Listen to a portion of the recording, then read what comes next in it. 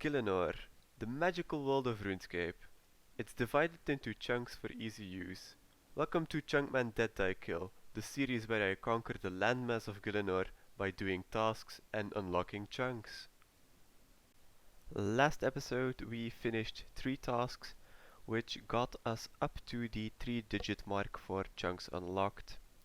The tasks we completed were 3 quests, all of them in the Goblin quest line, starting with Goblin Diplomacy, then the Lost Tribe, and finishing with Death to the Dorgushan. Our map expanded with the eastern part of the Karazi jungle, the monastery chunk, and the wilderness chunk just above it.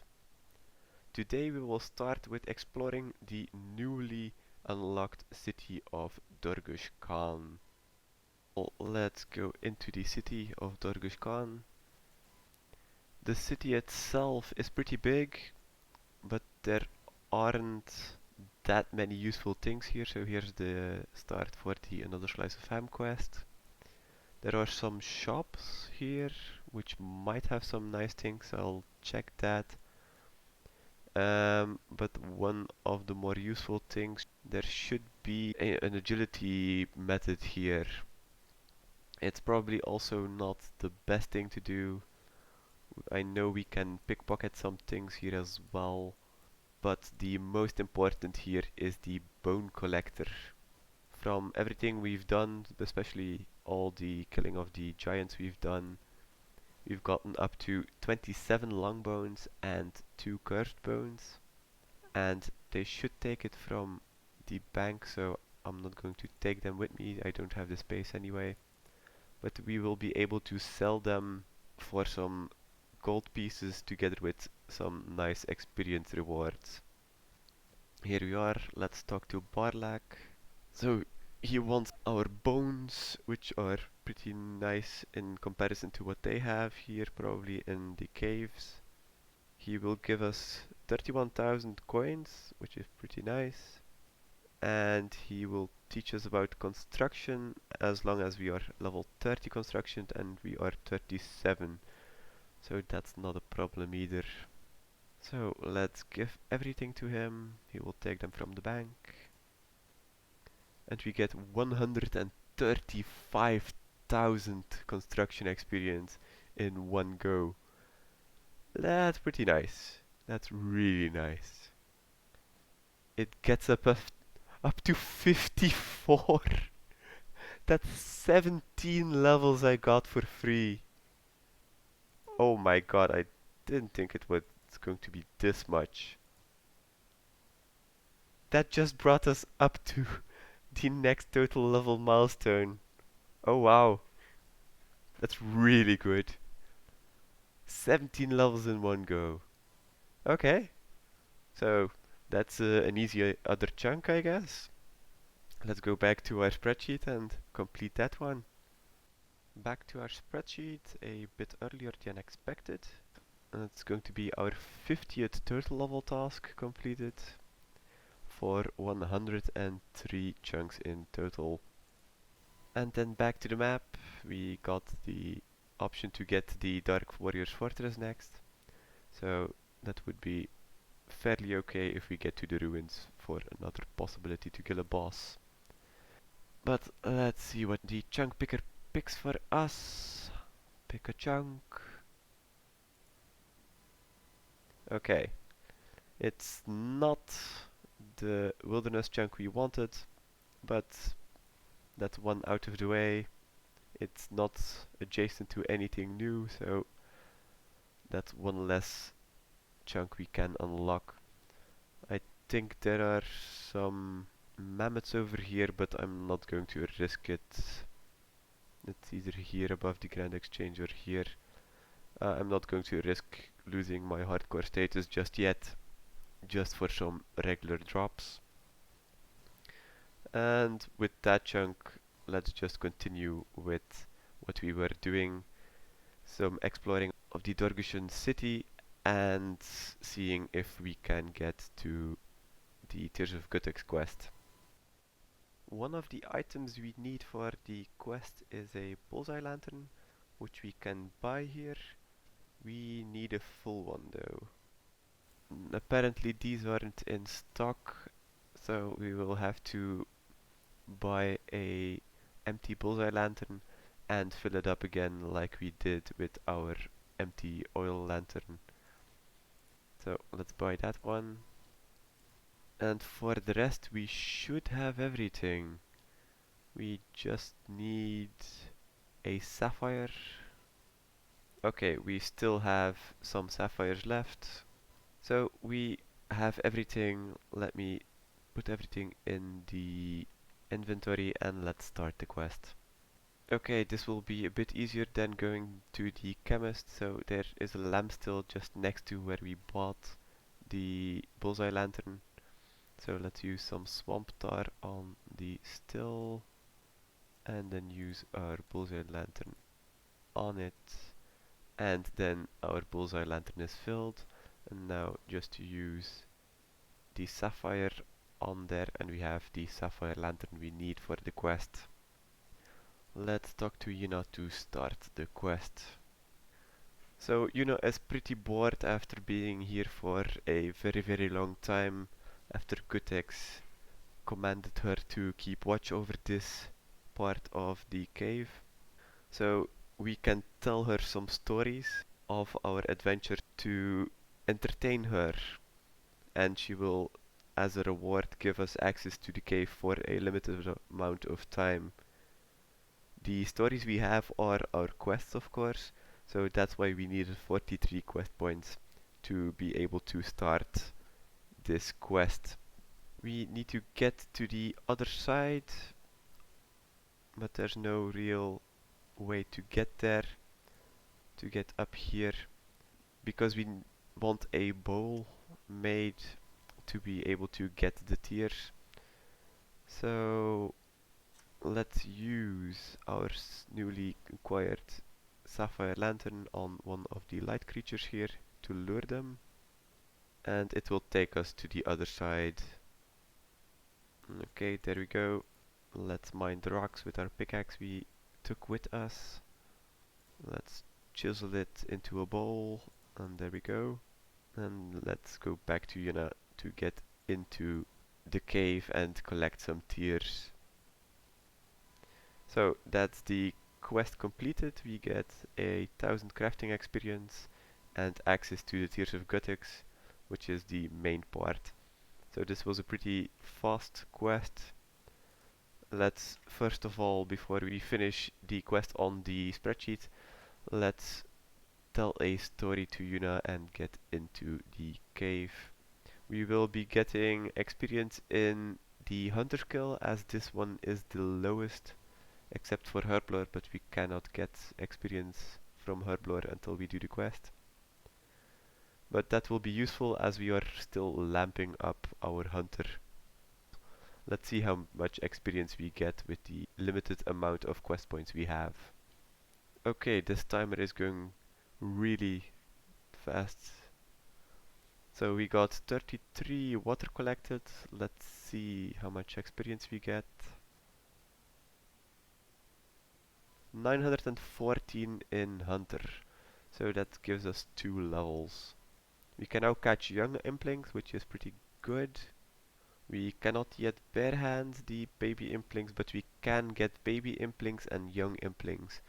So that might be a good idea to do. But let's first of all see which chunk we get after completing the quest. Back to our spreadsheet. We are racking up all the tasks and the chunks done just because we found the master farmer in the South Varrock chunk. So this was Tears of Guthix, completed for the 27th quest and 104 chunks in total. And then back to the map. So we've gotten back-to-back wilderness chunks. Maybe give us something better now. The cities here would be still the best. But let's see what the chunk picker has in store for us. Pick a chunk. Ooh, the Falador chunk. This means a lot of things now. This means we unlock a lot of quests. I think it also means we can do the easy diary here. We can do all the steps on the beginner clues. We can start killing the giant mole here.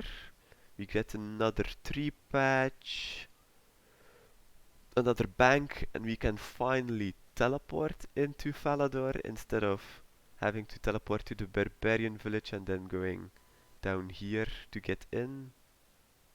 Ooh, this is this is really great. I don't think there will be any weapon upgrades, but I think this is pretty much going to be a lot of questing that's going to be done. So all in all, this is probably one of the best chunks I've could have gotten. Let's first of all see where we are going to start. I had a look around what's in the chunk over here, so for all the quests, and I think I should be able to do 5 quests in a row, just because I unlocked this chunk, so that's pretty good. We're going to start with the pirate's treasure, so let's talk to Redbeard Frank. We asked him for a treasure quest, and he said he could lead us to some treasure, but he wants something in return, and that's going to be the Karamjan rum. The only problem is you can buy it on the Karamjan island, but you cannot take the boat back to the port over here because the customs is taking everything away that has alcohol in it. So let's see what we can do about that. If we trade the local pub owner Zambo here, we can buy the Karamjan rum, buy one. And now we need to make sure that the rum gets to the port safely. So let's pick some bananas, which we will then use to smuggle it. Let's talk to Lutus, which owns the shipping company, if we can ship some bananas for him. Let's put the Karamjan rum into the crate, and then also the bananas. And we get 30 coins because we finished the job. Now to get back to Port Sarim. To get into this door here in the food shop where our crate is with the rum, we needed a white apron, which we took from the fishing shop just north of here. Let's open the door. We are not yet employed here, but let's just ask if we can get a job here. And that was really easy to get back here. Let's search the crate for our rum. And there we go. That one Karamjan rum bottle smuggled. Let's give it to Redbeard Frank and then collect our reward. We got a key which opens a chest in the Blue Moon Inn in Varrock. So let's open that for our reward. Open the chest and we get a pirate message saying that the treasure is in the Falador Park. So let's first of all unlock our new chunk. There we go. And now we can just teleport in and dig up our treasure. There we go. Dig. Let's kill the gardener. Shouldn't take that long. There we go. And dig again. And there we go. We got the one-eyed Hector's treasure with 2 quest points, bringing us up to 51 already. And that's the quest completed. Let's open the casket and we get an emerald and a gold ring. But more importantly, that's the first quest in the line completed. Let's tick it off on our spreadsheet and then pick a new chunk. This didn't take long, so we completed the quest. Pirate's treasure completed. Our 28th quest is now completed and we have 105 chunks unlocked. And then back to our map. As we just got the Faladar chunk, which unlocked a lot, we can actually get a few duds. So let's see what we get. Pick a chunk. Yeah, okay. That's the Joker dungeon over here, I think. That's needed for the jungle potion. I think it's one of these two quests here. But we also need this chunk, I guess, for one of the herbs we need for jungle potion. So all in all, it's a pretty good chunk. The next quest will be the Knight's Sword. But first of all, we have everything we need except the red berry pie. But luckily for us, we don't have to trouble ourselves with making it ourselves. So we can just trade Romilly Weeklax here for one red berry pie. Now to start the quest, let's go to Falador. Let's talk to the squire. To start the quest, the squire tells us that he has lost Survivance sword and it was a family heirloom, and we offered to go and make it for him, make a new sword. So first of all, let's go to Reldo because we need a skilled smith to make the sword. Let's talk to Reldo in the library here in Dvarro Castle to know if he knows more about the skilled smith's race, the Imkamdo dwarves. He says that the Imkamdo dwarves really like red berry pie, so that's a good thing we bought it already. And there are some living at the south of the Asgardian peninsula. So let's go back to Falador and walk all the way to Mudskipper Point. Here we are just above the Mudskipper Point, and here we can find Turgo, one of the last of the dwarves. Let's talk to him and immediately say if he wants a red berry pie. Now that we are in his good graces, we can ask him to make the sword for us. He says it is possible to make a new sword, but he needs to know how it looked. So let's ask the squire if he has a picture of said sword. Apparently there's a portrait of Survivance father with the sword, so let's try and steal that. Let's make sure he is not in the room. Open the cupboard,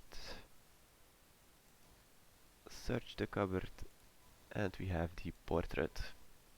Now to go back to Turgo.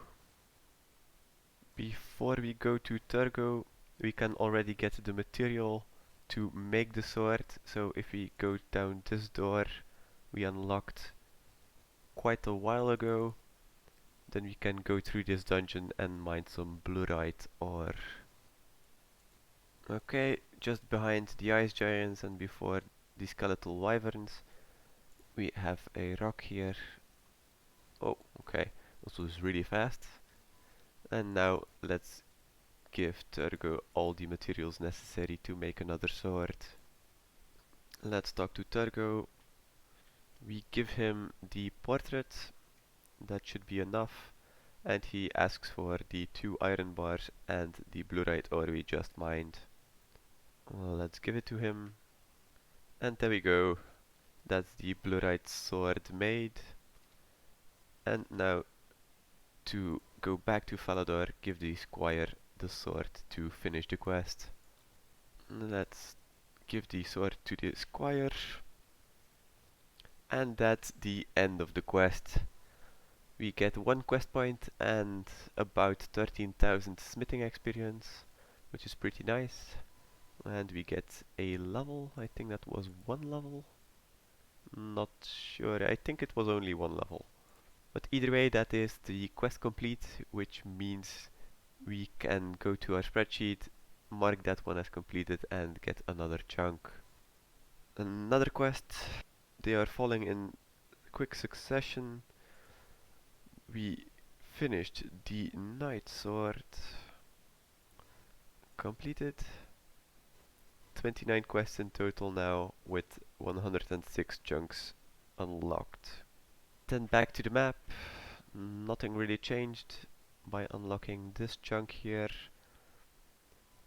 we could just get another opportunity at being able to complete another quest. And if we maybe unlock more of the Karamjan Island, we can do the easy diary. But for now, let's see what we get. Pick a chunk. Right, a water tile. Getting a bit closer to Apatol and Crash Island. But either way, that's a free chunk we can pick. Pick a chunk. Okay, really close together. But that's another water tile. Third time's the charm. Pick a chunk. Oh. We get Narda. Narda is important for a few things. For one, there's a quest here. I'd have to check what we need to do this quest. But the other part is the hunter shop over here.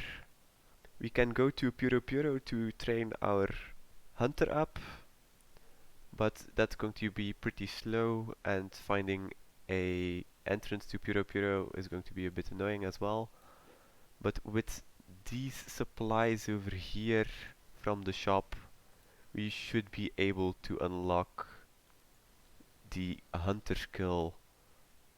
We can't quite yet hunt anything on Karamja, but I think we should be able to work around this chunk to catch some of the birds over here. I don't think we have anything else unlocked. For Mauritania there's some lizards over here. For the rest, in the wilderness it's over here. But either way, I'll check out this quest, and we'll probably get back to this hunter shop later. But let's continue with the questing for now. That's going to be all for this episode. We got some nice progress today, and we'll continue with the next few quests next week in the next episode. I hope to see you all there.